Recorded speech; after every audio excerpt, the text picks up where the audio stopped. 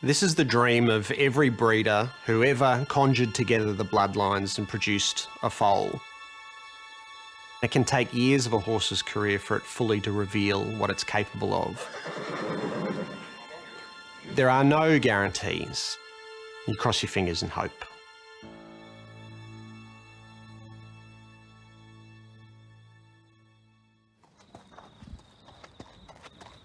The reason the industry wakes before everybody else every morning of the year is the promise of a Black Caviar.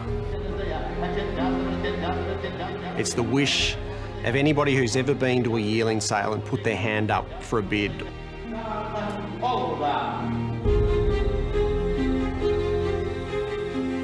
And it's the challenge for every trainer who's ever let a juvenile rip into the wind for the first time at full gallop. Black Caviar's taken Australian racing back in time to its glory days, and that was never more apparent than her final 2 runs on home soil. And she will get one mighty reception from the 30,000 plus here at Morphville today. All of Adelaide turned out with this sense of expectation, this sense of formality, but this sense of celebration in it. It was truly something to behold. Race fans packed Morphettville to catch a glimpse of the famous racehorse. You know, I'd be lying if I said I wasn't a little bit more tentative today. You know, a world record attempt. The excitement surrounding the attempt at a 20th consecutive win is building.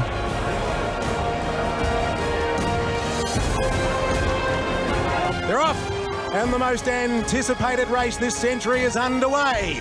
They're on the home turn. The anticipation is starting to build. Black Caviar, she's better than a perfect 10. 14 straight, 15 straight, 16 straight, 17 straight. Win number 18. Black Caviar, 19 straight. She's 20 out of 20.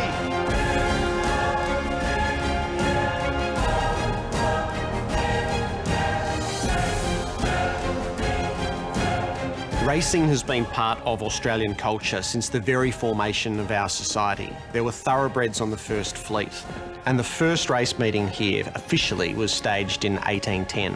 For the unbroken lineage of champion racehorses on these shores, none had ever produced the magical streak of 20.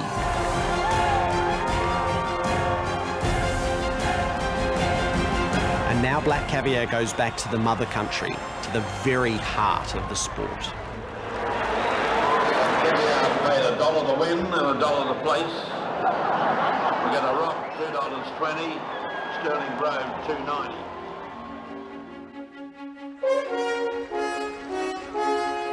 Royal Ascot's one of the bucket list destinations for people in racing. Bit of royal pomp and ceremony. The Queen comes down the centre of the track in a carriage. Later this week, Black Caviar will contest the feature sprint of the Royal Meeting. It's the Diamond Jubilee Stakes. And they're racing.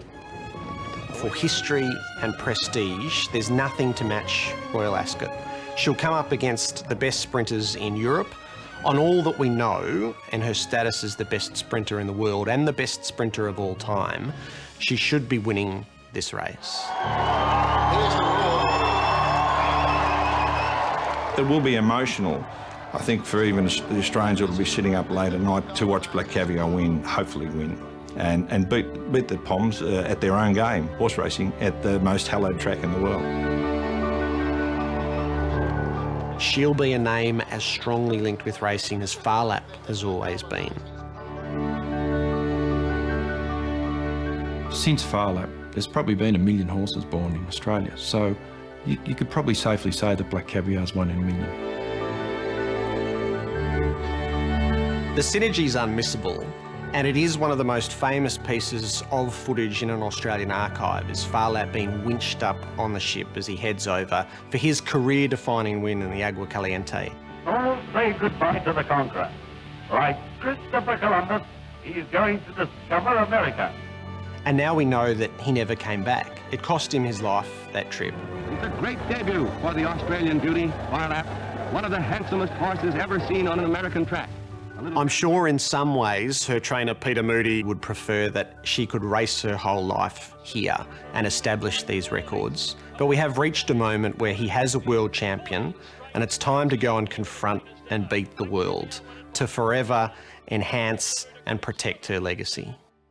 It's just so exciting. Rick's going to get a jacket made with a black jacket with salmon writing on the back that says, "I started it, ...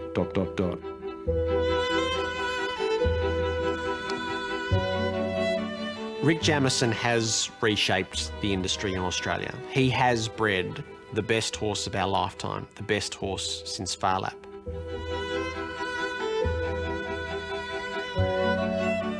He's made his money out of racing, but not out of horses. He's Harry the hirer. Well, I own a hiring company. We do all the major hiring at the Melbourne Cup Carnival, the Caulfield Cup Carnival, and through that, you know, you get to know the horse people, and yeah, just slowly, I got a bit of an interest. He's an interesting character himself, chain smoker, wears his jeans, knockabout sort of character, but he's always had a passion for breeding racehorses. I just wanted to breed a great horse if I could, you know, breed and race a Melbourne Cup winner would have been my plan. Rick Jamison hates the spotlight. He'll hate the fact that I'm even saying his name on TV. You know, he hates the spotlight, but as I said to him, you know, there's people out there want to know. They want to know the story. They're intrigued by the Black Caviar story, and they want to know everything to do with it. Rick and I met about 20 years ago. All right, thanks very much. He decided that he was going to take this industry by the neck and try and reshape it. And I thought, oh, here we go again. Here's another one. Do you want to take her for a little walk, please? Rick would give you a list of horses that he'd selected on his theory in the early days, and you'd get it, and I'd want to throw it straight in the bin. And then I'd go around and look at these horses, praying the next one is going to be a nice one.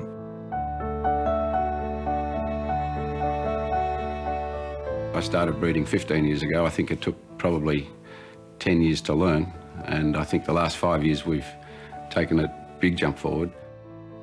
Every night, probably for 20 years, he would study pedigrees, look at international catalogues and find out reasons why horses would run. He'd go back 6 and 7 and 8 generations. And so he developed his own theory.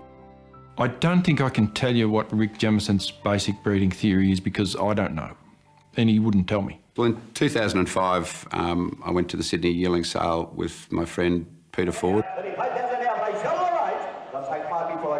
And we looked around for a couple of mares, couldn't find one. In frustration, I flew home to Melbourne. Peter continued to search and came up with an unnamed, unraced horse. Rang me in Melbourne, I looked at the pedigree and it was a must-buy for us, and we went ahead and bought it.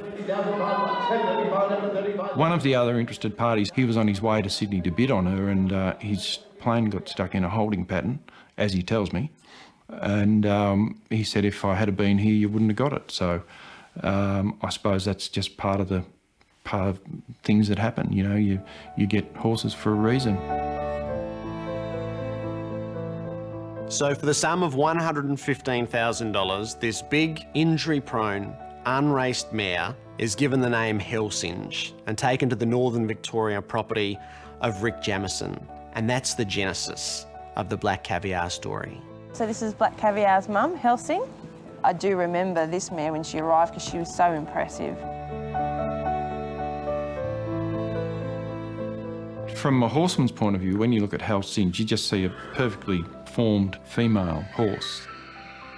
Not the most beautiful mare you'd see, you know, but just had everything. It had a temperament, it had bone, it had conformation, quality, and really nicely balanced, and I thought, what a great broodmare prospect. At the time, I thought she was a difficult mare to mate, and that can happen. And I spent, you know, a lot of time trying to make effective matings. We came up with the Bel Esprit as the best mating for her. Bel Esprit was unfashionable, but he was absolutely gifted. The story as it goes really is that nobody wanted it. It was left for sale after the auctions were over. There's a lot of luck in the Black Caviar story. With Father Bel Esprit being a $9,000 yearling, the majority of cheap horses that are colts become a little bit difficult to handle, and the majority of those horses are castrated. Bel Esprit was imperfect, and that's why he was cheap.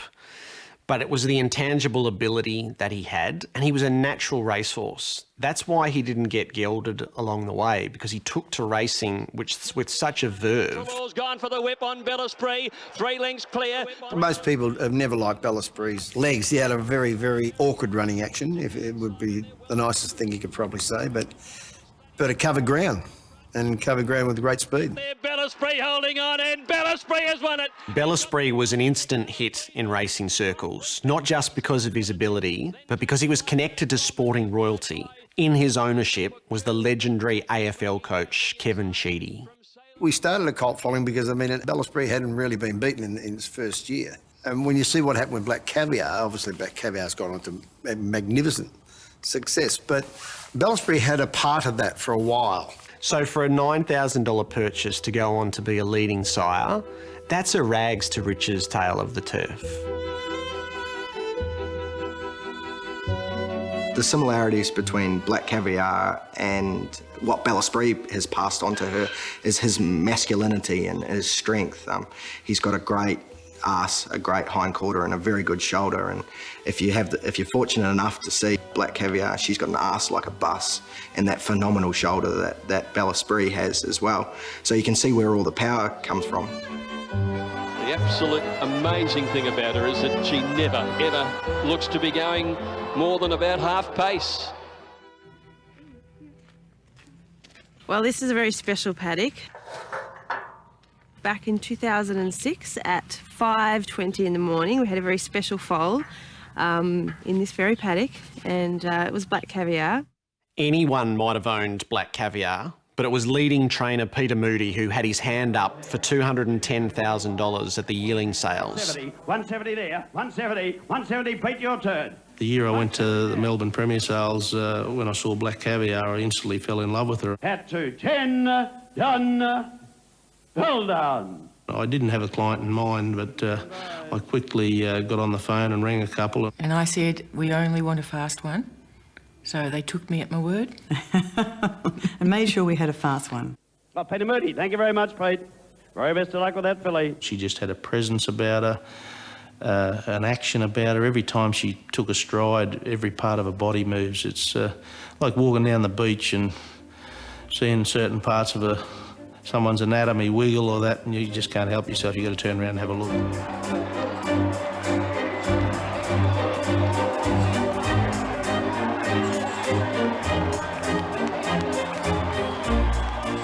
To this day, he doesn't regret selling Black Caviar, or says he doesn't, but he truly, honestly, is so happy for the people that own her.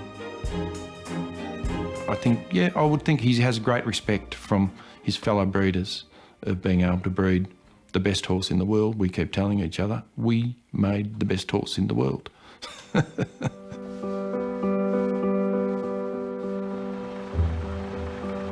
The preparation has been meticulous. Peter Moody had counted back from the date at Ascot. How fit did she need to be? And that meant a second run in Adelaide. Black Caviar has arrived safely in Adelaide, primed to extend her unbeaten race record to 21 consecutive wins. She's in familiar territory now. She knows her way around, so no, I'm very happy with her. 21 had a special feel to it because this was her Australian farewell for the time being. A great mare's going to lead. There's no pace on it all. The Goodwood was the softest win of her career. And just for a fleck, maybe at about the 200, where We're Gonna Rock, who ran second, reached full momentum down the outside.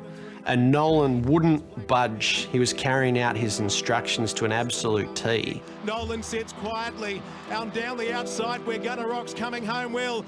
And you looked from one to the other and thought, does he know? Does he know this other horse is coming? But that's how cautious they were with her there, to have her ready for the arduous flight and then for the preparation in England. They wanted the softest possible win. Black Caviar, the equine superstar of the world, and that's 21 today.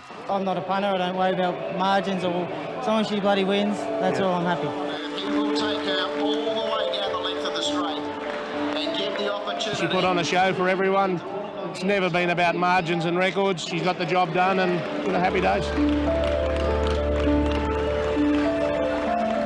And in the aftermath, the owners, who were A little, not quite taken aback, but curious as to why it was so soft, they were telling the story that Peter Moody had told them he'd told Nolan, if you hit her, I'll hit you when you get back.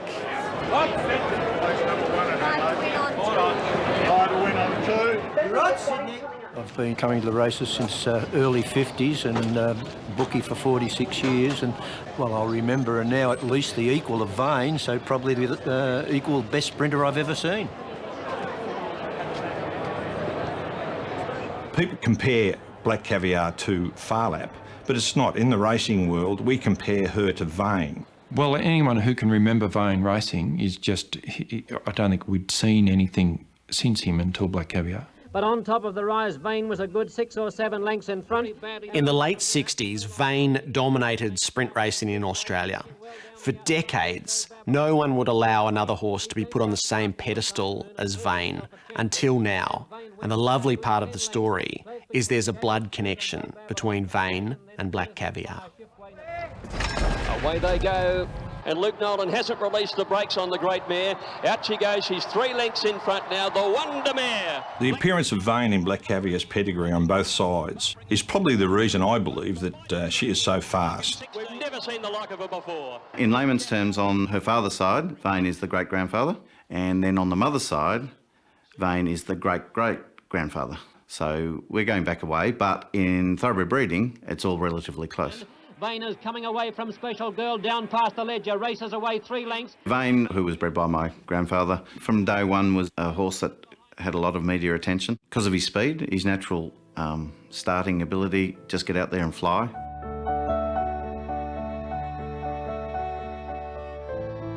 Vane was the first horse my grandfather didn't have castrated and kept him as a stallion. He saw something in him that he'd been obviously waiting for a long time to see because all the previous relations had all been gelded.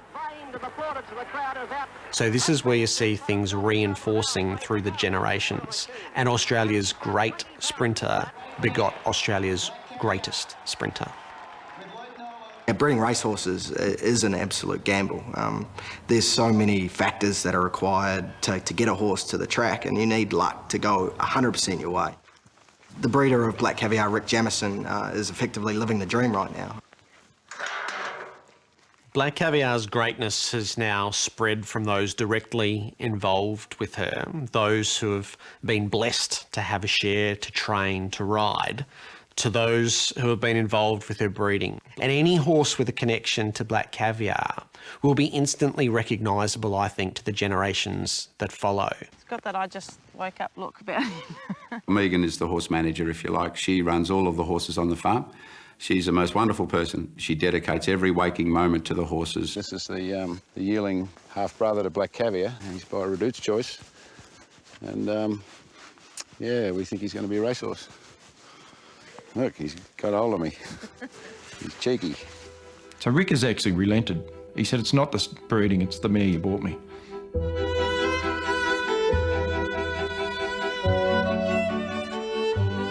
Helsinge, I think, is turning into a special mare. Each of her foals, and she's had 5 now, she stamps them all. It's like they come out of a mould.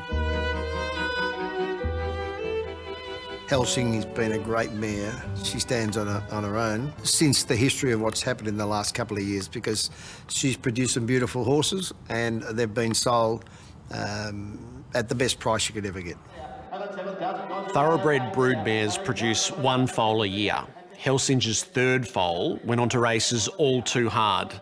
By the time he hit the yearling sales, Black Caviar had won her first 11 starts. He went for more than $1 million. All too hard. Black Caviar's little brother in gate 7. Racing in the sires. The focus on the family at that point was enormous. I mean, we had Black Caviar doing all the wonderful things that she was doing, and then, of course, out of nowhere came All Too Hard. Down the outsiders, All Too Hard, starting to run on fairly well. And This year, All Too Hard was the revelation. All Too Hard on the outside, starts to swap them and sprinted straight past them. Boy, he's good. He came out and won his first 3 races in dominant style before being narrowly beaten at his 4th start. So the focus really came back down onto the family and onto the mare and, of course, the next foal. Ladies and gentlemen, don't hang back. How often is the first achievement? 40 there. The Easter sales in Sydney would boast to sell the best horse flesh on the Australian calendar. And in lot 200, they had that. Helsinge's next foal, the one to follow all too hard. Well, this is a big moment, mate.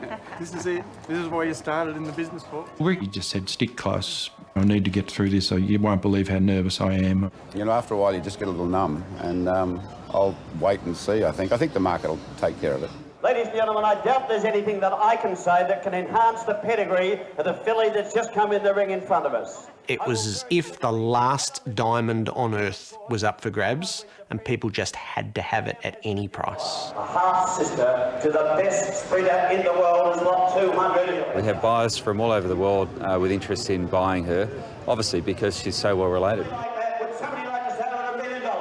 A half-sister to world champion Black Caviar, and a very, very promising racehorse, all too hard.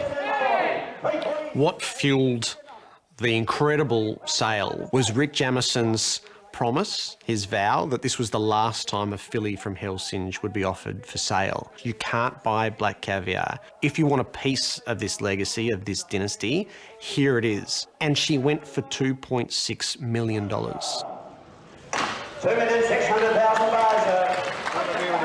Absolutely. Thanks a lot. Well, as the numbers were going up, I think once it passed the reserve, really, it was a blur to me. You know, I wasn't focused on the numbers. I was probably in a happy space. Righto, you lot. Just a little minute. Rick, you know, wanted to thank everybody involved. He had sort of a bit of a thank you speech I think he wanted to give, and yeah, that was the highlight for me. Yeah, that was amazing. Go right back to the start. There was Peter Ford, found the mare. Well done, Pete. Thanks, mate. Everybody knows he found the mare because he tells everyone. Well, you don't, so someone has to. Then came Black Caviar and Peter Moody. Then came the foal. Werner folded down, fantastic. And then the foal came to the farm. And I want to show you what we got.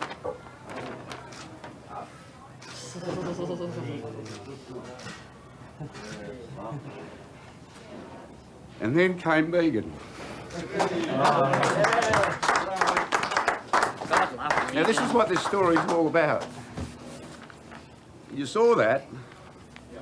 Megan every day went out and rubbed its tendons and loosened its legs and got it standing properly. And she nursed it and nursed it and nursed it.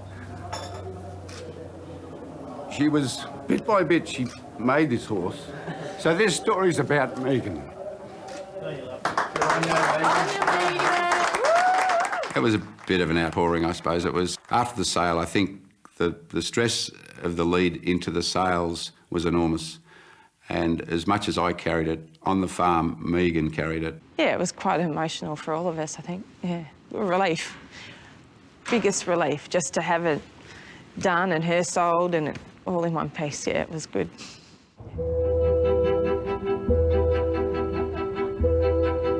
For me, the challenge now, I want to do it again. We sent Helsinge back to Bel Esprit again this year, and successfully she's in foal. We had her scanned and she's carrying a filly, so that'll be a full sister to Black Caviar, so that's fairly exciting. That's it. Oh, that's it. She's having a pregnancy test today, so we can make sure everything's ticking along normally. We probably monitor her pregnancy closer than anyone else, just because obviously it's a pretty big deal if things went pear-shaped. It's the eye, it's the head of the foal. So she gets monitored with ultrasound routinely, along with a few other choice mares. We're just checking the placenta looks normal and that the foal's alive and doing everything normally. It all looks good anyway. It's always a relief when we check her and everything's alive and normal. Yeah. Now we've just got a month-by-month basis, so yeah, it's all good. Rick Jamison has accomplished the dream. He's bred a world champion thoroughbred, and he's got the beginnings of a racing dynasty. Now the story needs a conclusion. Helsinge's most famous foal, Black Caviar, has made the 30-hour trip to London. She flew first class, clad in a tailor-made compression suit. So everything that can be done has been done. And now this moment of destiny draws near. I'll be there for the Ascot week, and of course, whenever Black Caviar runs, I get terribly nervous. Crowd roaring for one of the greats of the world. Into the straight she comes. I know now, the couple of days leading into Ascot, I will be a bit of a wreck. I don't sleep and I don't eat, and my friends don't talk to me because they know I won't talk to them. And when she races and she wins, then I'm right again. But it takes a lot from me. We've got to stay back and look after the horses, so we can't go. We're getting a bunch of friends together, and we're going to have a Black Caviar slumber party here at the farm so that we can watch the race and sort of be as close to the action as we can. I'll be right where I am, probably just over there on the couch, watching that TV, hoping like hell that she acquits herself in the manner that we all think she will.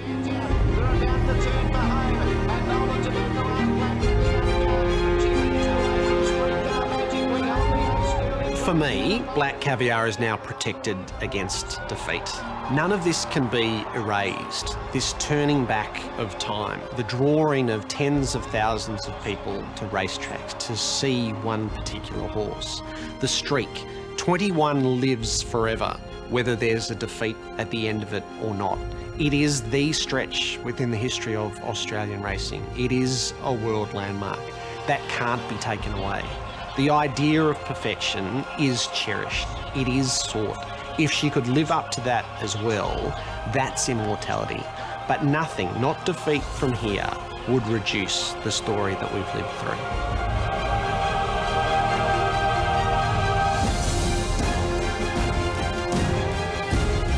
Black Caviar stands poised and away. She bounced beautifully with them. Up at the 2 furlong mark, Nolan starts to ease Black Caviar along. She goes up to claim Soul and Krypton Factor. Black Caviar, she dares the Europeans to keep up. Black Caviar's a length in front. She's hanging on Moonlight Cloud with a late dash at her. Black Caviar by a nose. She's crowned her career at Royal Ascot, hanging on in front of the Queen.